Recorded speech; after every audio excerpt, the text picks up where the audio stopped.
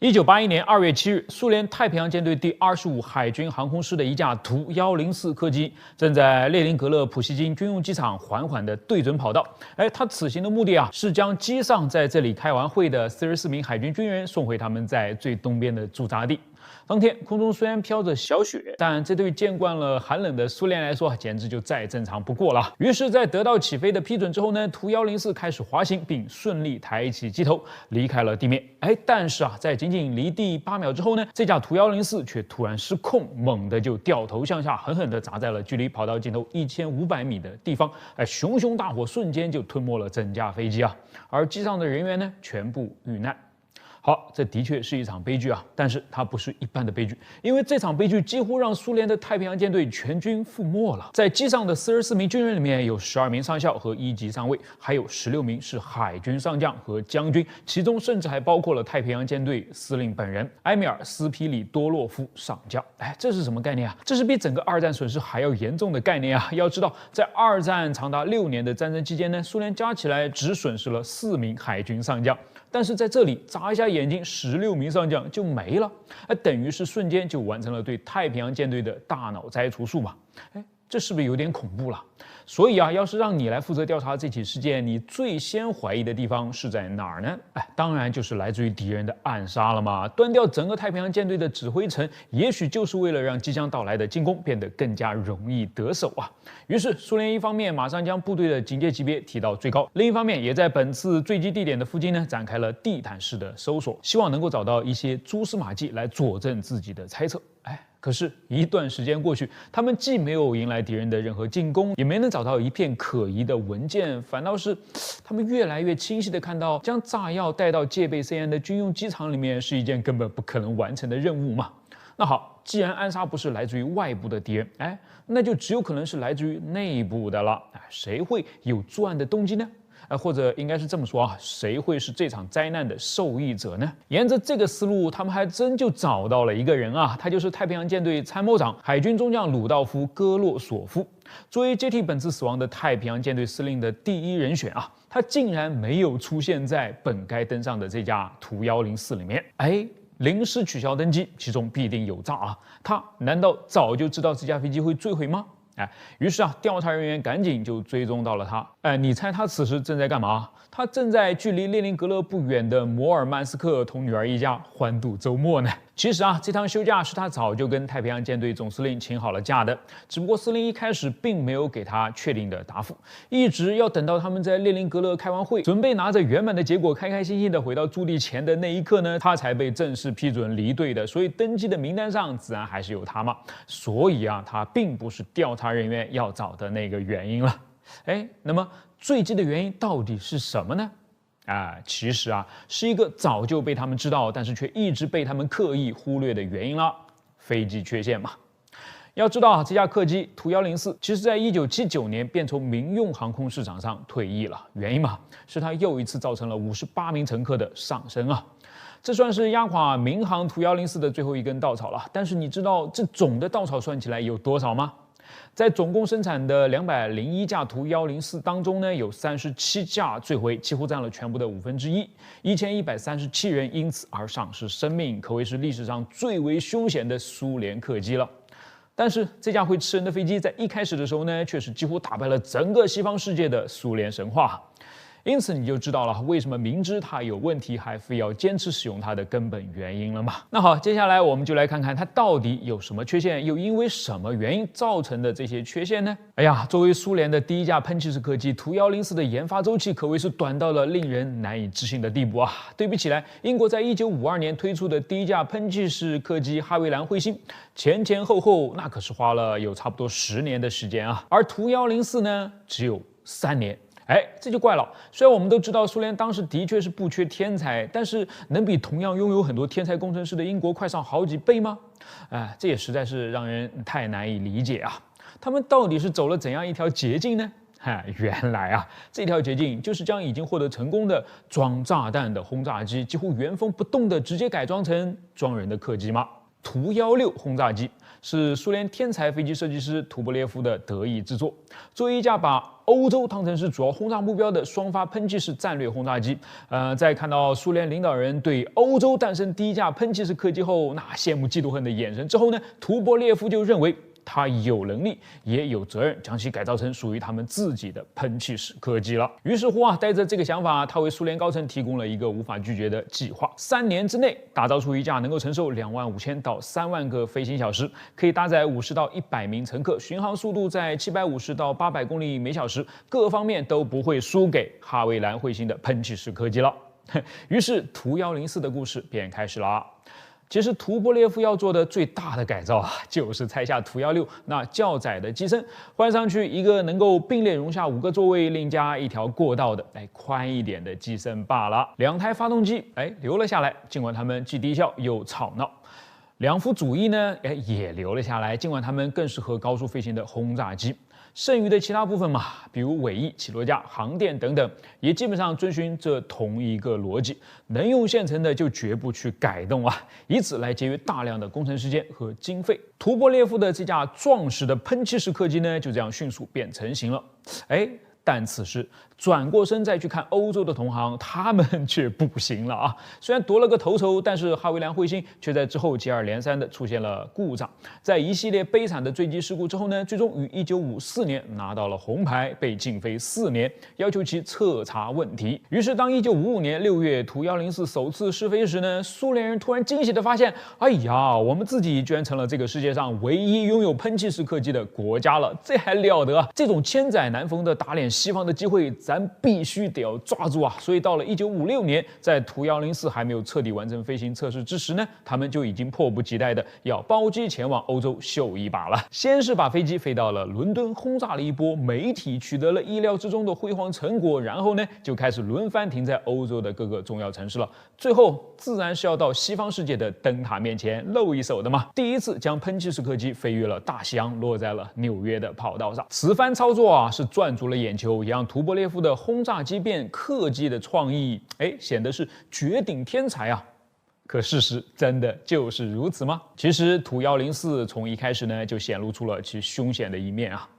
首先，同其他的客机相比起来，它的飞行难度更高。这点其实显而易见因为它骨子里面就是一架军用飞机嘛，自然是不那么容易驾驭的。飞行员们会抱怨说，这架飞机的操纵系统呢笨重而又迟缓，并且高度后掠的机翼对低速飞行特别的不友好。每一次着陆在繁忙的民用机场都是一件紧张到冒汗的事情。为了保证在低速飞行时不会失速，他们通常的做法呢，都是采用比设计要更快的速度来着陆但是我们所有能够在现代民航客机上见到的制动装置，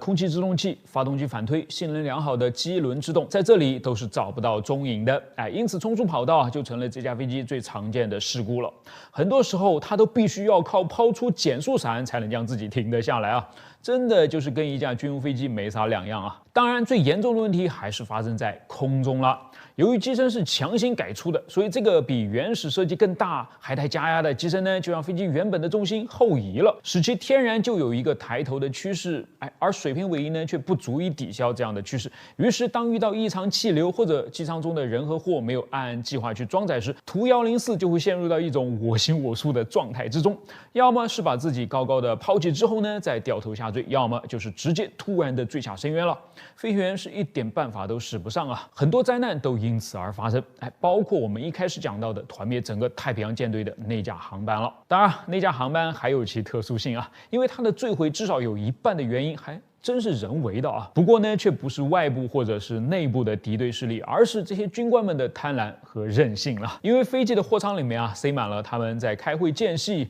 从列宁格勒扫回的大量的货了，从家具到电视机，从衣服到吸顶灯，从瓷器到橙子，甚至还有2大卷的打印纸。是的这一趟不仅是开会之旅，也是购物之旅毕竟当时的列宁格勒被称为是苏联的第2首都嘛，这些货物呢就被混乱地塞进了货舱，完全就不顾机组的安排，而这就犯了平衡重心的大忌了嘛。机长他自然是知道的，但是他又不敢违抗上将的命令，只能就这么硬着头皮，操着自己8000个小时的飞行经验，小心翼翼地驾驶着图104滑跑了起来。结果则很可能是那2卷打印纸它没有固定好，靠着惯性呢朝飞机的后方滚了过去，让飞机的重心进一步的后移。在速度还没有达到的时候呢，抬起的机头就让飞机自己去离地了。但是它又没有获得足够的升力，自然很快便坠下来了。好了，这次事故之后呢，图104的故事也彻底就结束了。把轰炸机改客机显然不是一个明智的想法啊。但是啊，这种极端的做法又从另外一个角度，的确是加快了苏联迈进现代民航业的步伐，只是付出的代价未免太大了。这架飞机还有多少人不认识啊？利比西 P-13A， 一架2战后期德国人设计出来的烧煤炭的超音速拦截机了。是的，就是那个烧煤炭的概念最吸引人了，而且关键是吧，它的这台发动机呢，不光烧煤炭，还是个烧煤炭的冲压发动机，简直就把想象力发挥到了极致了。那好，我们今天就来讲讲它的故事了。它是怎么来的？它能够成功吗？它留下了哪些遗产呢？1944年啊，2战接近尾声，此时的德国被两面夹击，苏联正在东边压缩战线，盟军呢则已经在法国顺利的登陆，逐渐就挺进了法西斯的心脏了。德国人慌了啊，他们就需要更厉害的武器才能够扳回战局嘛。但是啊，所有的新武器的开发呢，都必须要满足一个前提，那就是总结起来一个字：省。要省材料，因为此时的德国已经失去了非洲丰富的资源，海上的补给线呢也被盟军一条条的断掉，最重要的战争物资石油早就已经见底了。要省技术，因为战争已经打了好几年了，剩下的能够生产高水平装备的设备和工人都已经不多了。还要省人，操作这款武器的人，比如飞行员，你就不能要求他们个个都是王牌嘛？最好是一个普普通通的飞行员上手就能操作的。换言之啊，就是这款武器一定要又便宜又能快速的铺开生产，还要又简单易用。有难度啊，但是我们故事的主角亚历山大·利比西站了出来，他说：“其实我早就为今天做好准备了的。你们看，这是一架什么飞机？”他说的当然就是这架 P-13A 啦。它的确就满足了以上我们说的所有的这些关键要素啊。首先，它使用的燃料呢是储量丰富的煤炭，而不是日渐稀缺的石油。其次，它小巧轻便，结构简单，基本上就是让飞行员坐在一个长了一副三角翼的发动机上而已。你看，连座舱都是兼做垂直尾翼的一部分的，用材少，容易造，而且冲压发动机嘛，咱们频道的朋友应该都知道啊，里面是没啥活动的部件的，也满足了简单这一设计标准了。最后，这架飞机所要执行的任务也是简单到了不行啊，就是利用自己的高速对准盟军的轰炸机冲过去。最好呢是对着他们的尾巴和翅膀了，能切一架是一架，能把一整个编队全部都切完，那是最好啊。对了，基本上它跟我们以前讲过的那架美国人的飞行链锯 XP-79是一种作战逻辑啊，不靠武器，靠自己。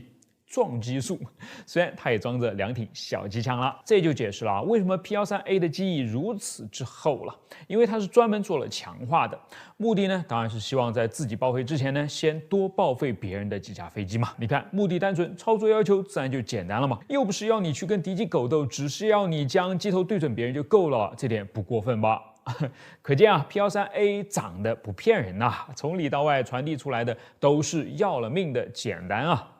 是的啊，不过得要看是要谁的命了。这点很遗憾啊，由于他提出的太晚，到最后甚至都还没有诞生，德军就已经完蛋了。所以他到底是能够废别人还是废自己，我们已经无从考证了。但是我们还是可以从这几个方面来理性的分析一下嘛。它的煤炭动力到底靠不靠谱啊？能不能将这副粗壮的躯体推到超音速呢？操作它对准目标真的就那么容易吗？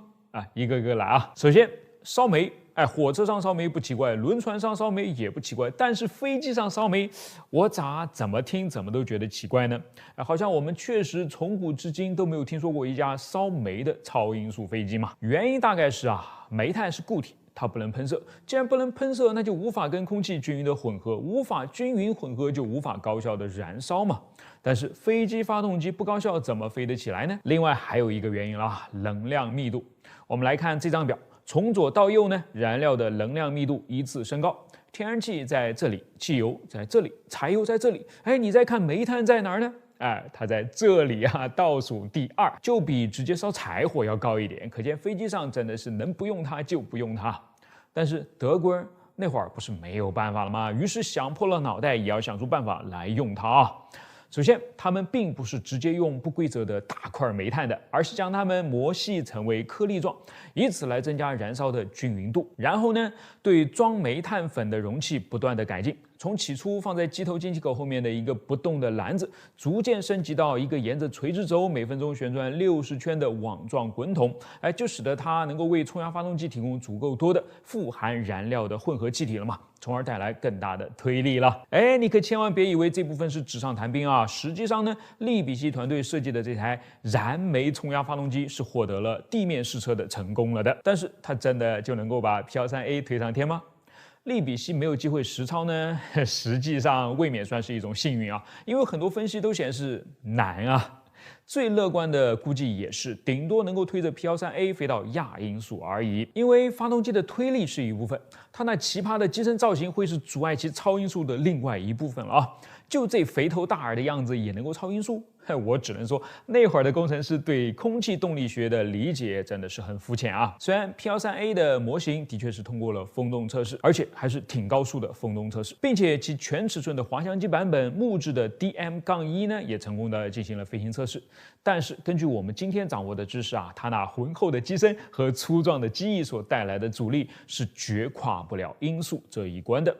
当然，虽然它自己跨不了音速，但是从此开始的对空气动力学和机身截面方面的研究呢，却为现代的飞机设计打开了一道大门呐。我们由此可以看到一条清晰的自它开始的飞机进化之路了。P-13A 到 XF-92A， 再到 YF-102， 然后是 F-102A。在此过程中，美国人又从德国人那儿学到了不少啊。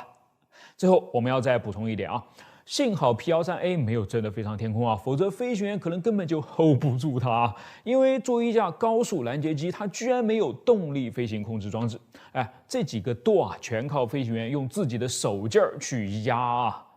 省钱我是理解的，但是那个时候的德军飞行员能有几个能够强壮到可以用肌肉去 PK 气流呢？所以就算只是让他对着敌人的轰炸机笔直的飞过去，也不是一件容易的事嘛。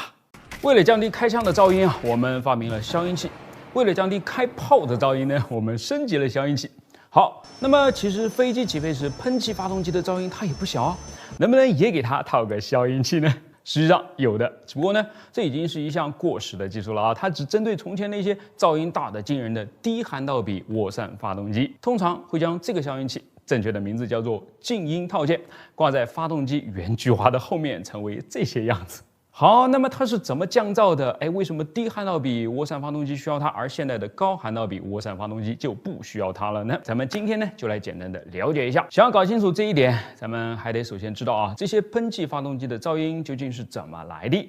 简化之后它有2个主要的来源，一个来自于外部，一个来自于内部。咱们先说外部的就是它的排气了嘛，因为这些通过了压机机、燃烧室和涡轮机组成的发动机核心的空气呢，在最终来到排气口时仍然是非常的炙热的。尽管我们的目的毫无疑问就是想要把热能和压力能尽可能的从这些空气当中提取到涡轮上面，但事实是根本就是办不到的。它们此刻至少还有400摄氏度的高温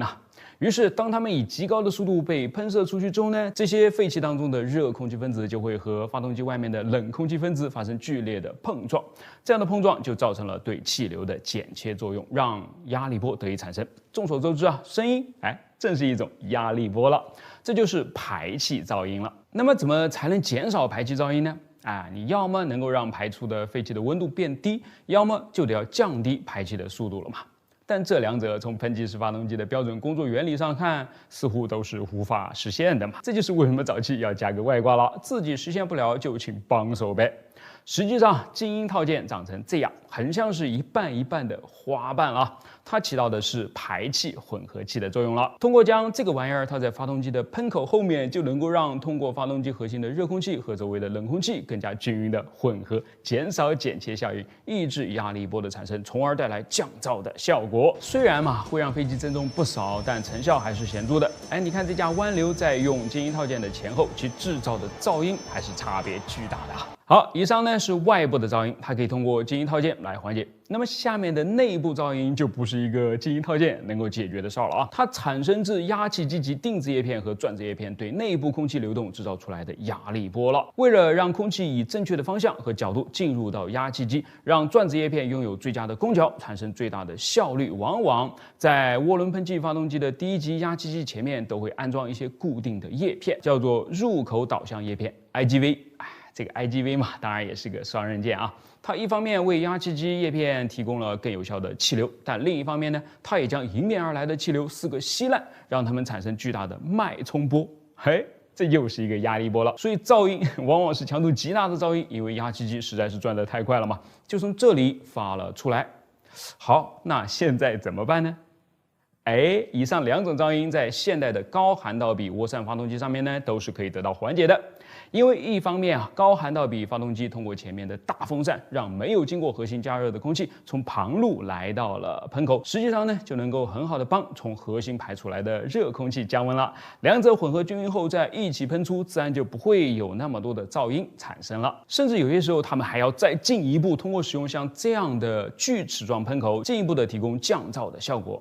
这个东西咱们以前是仔细讲过的，你可以回头去看一下啊。而另一方面，虽然对高涵道比涡扇发动机来说，其压气机的前面还是有 IGV 的，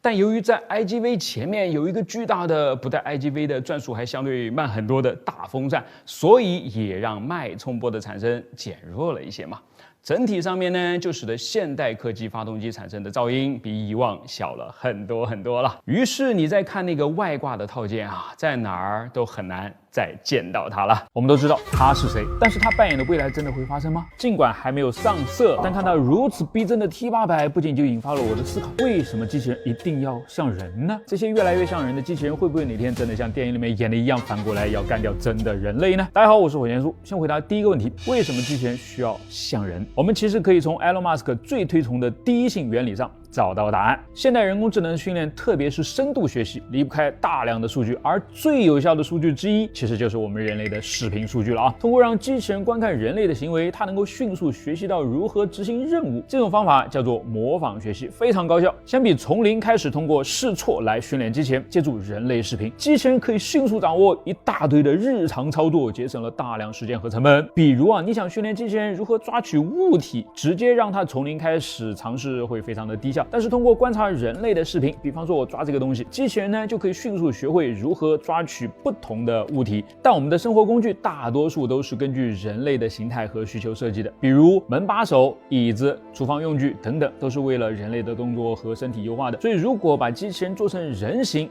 它就能够自然适配这些工具和环境了，而不用让环境和工具去适配它。虽然专用型机器人在某些任务上可能要更加的高效一些，但他们面临一个大问题单一功能和高成本。如果你想让每一个机器人都适应不同的工作环境，那么你就得为每一个任务设计不同的机器人，这样成本会非常高。而人形机器人通过适配现有的工具和设施，虽然牺牲了一些效率，但却获得了更强的普适性，这就使得它们能够在更多的场景中发挥作用，降低了开发成本，也让机器人具备了更高的灵活性。所以一众科技公司都把目光集中在了人形机器人上。那么它们发展到终极形态，会不会像终结者里面的 T800、T1000 或者是西部世界里面的接待员一样，反过来威胁我们自身呢？这么有深度的问题，请允许我缓一缓先给大家介绍一下能够打出这么逼真手办的 3D 打印机——爱乐酷土星 4U 光固化 3D 打印机 16K 升级版。如果你跟我一样非常喜欢手办模型 DIY， 那么这台机器就一定不要错过因为它是目前家用光固化 3D 打印机的精度天花板。请注意看它名字里面多了一个 16K， 这个 16K 指的是这块用于投影紫外光逐层固化树脂材料的屏幕的分辨率。2K、4K 甚至 8K 我们都听得多了但 16K 是什么分辨率它到底有多夸张呢？简单来说它指的是在这块10寸的屏幕上，横向像素数量为16000即 16K， 而如果将横向和纵向像素相乘，得出来的总像素则高达9420万。我再给你引入一个像素密度的概念 PPI， 它能够帮你换一个角度来理解 16K。你知道在标准的视距之下 PPI 到多少，我们人眼就几乎无法法觉察了吗？300，而这块屏幕的 PPI 却高达1636，是人眼极限的5倍还多。所以理论上再精细的细节，只要你模型能够给到，它都不会给你漏掉，非常给力。为了测试它的精度啊，我找了好几个自认为已经是包含了很多细节的模型，但是打完之后发现，还是不过瘾啊！这些细节在它面前似乎还是不够细。不管是人物的皮肤、衣服上的纹理，还是车辆上面凸起的螺丝钉、飞船面板上穿过的细管子，它都能够轻松的呈现。我特地用另外一台8K 分辨率的打印机打印了一模一样的吉普模型啊。你单独看呢，已经是非常精致了，但是将它们放在一起，还是能够看出一些区别的。不过我这儿得特别声明一下啊，可能正在用屏幕观看的你不一定能够看得出区别，毕竟这些细节差别甚至已经来到了人眼的极限吧。我来试试用显微镜看能不能看出区别啊。这是 8K 的，这是16K 的，几乎是同一个地方啊，你能看出区别来了吗？所以它就能够将高精度模型的优势充分展现出来，满足你在精细雕塑、微缩模型、复杂角色等模型的打印需求。除了屏幕上的升级，另外一个让我特别开心的升级就是摄像头的照明灯了。因为我在之前的评测视频里面专门就吐槽过啊，没想到爱乐酷真的听进去了。现在咱们关上灯也能够照样看得清啊，非常贴心啊，也非常暖心。这种认真倾听用户需求的态度，怎么可能做不好产品呢？另外，大家也不用担心照明灯会对树脂产生影响，因为它不含紫外光，放心用，大胆看吧。还有另外一些升级，包含了更不易滑的构件板啊，对曲方操作就更加的友好了。这个智能加热的料槽，即使天气寒冷也不容易翻车。同时，它原本外置的 WiFi 天线也不见了，内置到了机器的里面，整体外观就更好看了，机甲风拉满。功能上的升级还包含能够在辅助页开启的手动调频等等，只是我一直就没有用到它，因为它每次都能够自己调频的非常好。以上这些看似比较微小的升级，恰恰是我们用户最需要的。我这次在用这台土星4U 16K 时，几乎完全就做到了开箱即用，下午收到包裹，晚上第一个模型就顺利出锅了。如果你也追求极致细节和高效的打印体验，这款打印机一定是你的最佳选择。现在点击评论区置顶链接，了解更多功能和优惠信息，或者上搜索爱乐酷，让这台改变未来的神器成为你的工具吧。好，那咱们趁着西部世界里面的 Dolores 还在打印啊，我就来说说我对咱们一开头的第2个问题的看法：机器人会不会叛变？简单来说，造成机器人可能叛变的原因有这么3个：AI 的自我意识觉醒。AI 的目标与人类目标发生冲突，以及人为控制，比方说黑客攻击。这3者，尤其是前2者，在目前看来似乎根本没有发生的条件。但是随着人工智能技术的进步，尤其是所谓强人工智能及 AGI 的出现 ，AI 在未来是有可能具备更高的自主性和判断力的，甚至会具备某种形式的自我意识。如果这种 AI 能够意识到自己的存在、目的以及与人类的关系，它是否会产生反叛的想法呢？这个你只要扪心自问一下就知道答案了。另外就是目标不对齐的情况 ，AI 是基于设定目标来优化决策的。假设目标设定不当，也可能会导致意想不到的后果。比方说，机器人被赋予了一个非常狭隘的目标，最大化效益，它就可能会采取极端的措施啊。比方说，它可能会忽视或者伤害人类，并认为这是达成目标的最快方式。所以，哪怕我们有所谓的伦理约束、法律约束以及技术约束，但机器人在未来的角色是不是还跟现在一样啊？我还是持保守态度的。那么你呢？留言区里面说说你的看法。我是火箭叔，别停下去探索。